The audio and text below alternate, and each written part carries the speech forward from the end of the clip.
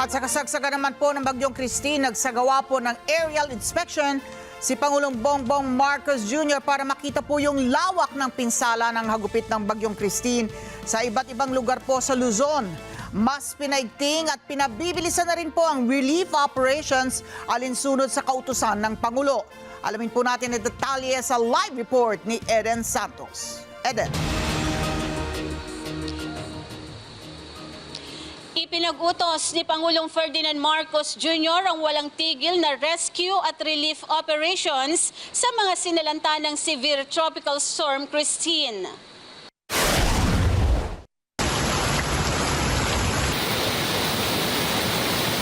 Makalipas ang halos 4 na araw, sunod-sunod na ang pagpapadala ng iba't ibang tulong ng gobyerno sa mga biktima ng Bagyong Christine.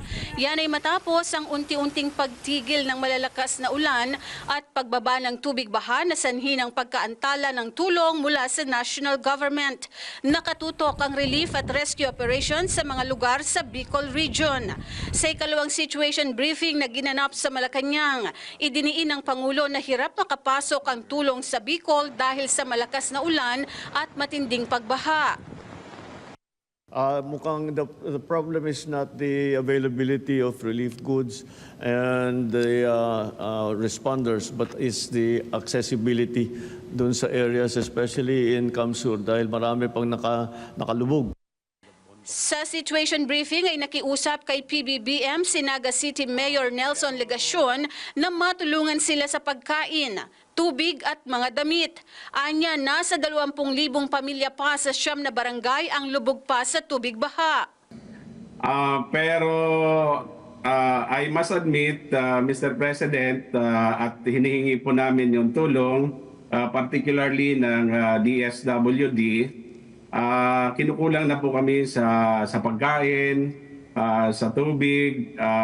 Kung matutulungan po kami ay malaking utang na loob po namin ito sa pamahalaang national, sa inyo pong administration, Mr. President. Meron pong casualty na nai-report po sa amin, 13. At of course, maraming damage to properties, both personal, even real properties. Agad namang tiniyak ni DSWD Secretary Rex Gatchalian na ready for pickup ng mga food packs at magpapadala rin ng 2 water concessionaires ng galon-galong tubig. Kinumpirma ng kalihim na na-stranded sa kahabaan ng Maharlika Highway, particular sa Milaor ang mga truck na may dalang relief goods at iba pang mga kailangan. Thank you, Mayor. Mr. President, I updated the mayor that right now, for our regional warehouse, we still have 86,000 family food packs. And I assured him, magkatabi naman ho kami, na he can pick it up anytime. He has a standing request of 30,000. We're ready to distribute that, Mr. President. Of course, he'll take charge with the last mile, pero we still have food on the ground. And I assured him already that ready ho ang national government to augment his needs. Pagkatapos naman ng situation briefing, nagsagawa ng aerial inspection si PBBM sa ilang lugar sa Cavite at Batangas na sinalanta ng Bagyong Christine. Dito tayo sa Villamor Airways at pasakay na tayo ng chopper. Sasama ang Net25 News at iba pang mga news agencies sa gagawing aerial inspection ni Pangulong Ferdinand Marcos Jr. sa bahagi ng Cavite at Batangas upang alamin yung lawak at tindi ng pinsalang idinulot ng Bagyong Christine.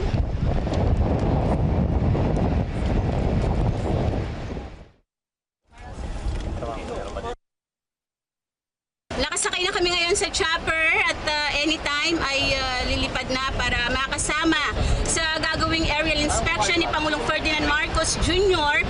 sa mga lugar na matinding napinsala ng Bagyong Christine.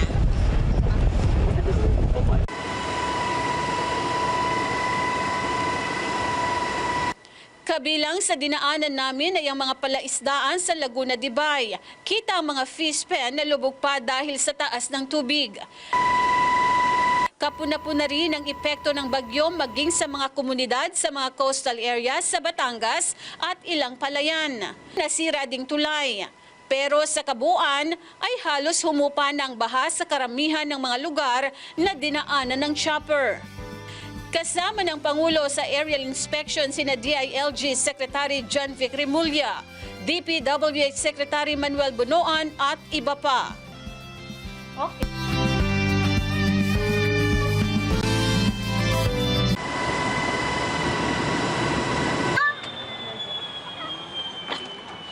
Nakatapos na tayo ng pagsama kay Pangulong Ferdinand Marcos Jr. sa kanyang sinagawang aerial inspection sa mga lugar sa bahagi ng Batangas City kung saan ay halos inabot ng 1 oras at 25 minuto yung kanyang aerial inspection. Nakita natin simula nung tayo ay take off dito sa Villamor Air Base hanggang sa makarating tayo sa dinaanan natin Pasig, diyan sa bahagi ng Laurel area, sa Lemery, sa Lipa, sa Nasugbu hanggang sa Nobeleta ay halos nag-subside na yung mga baha, lalo na doon sa mga lugar ng mga kababayan natin sa bahagi ng Batangas. Pero yung may mga area na nakita natin na talagang nasalanta ng Bagyong Christine kasama yung mga mangingisda at yung agrikultura. Bukas ay bibisitahin din ni Pangulong Marcos ang Camarines Sur upang alamin ang kalagayan ng mga biktima ng Bagyong Christine. Eden Santos para sa Mata ng Agila. Matatag, matapang, matapat. Maraming salamat sa inyo pong pagsubaybay sa Mata ng Agila Primetime. Para malaman ang matatag, matapang at matapat na mga balita, i-follow lamang at mag-subscribe sa @Net25 TV.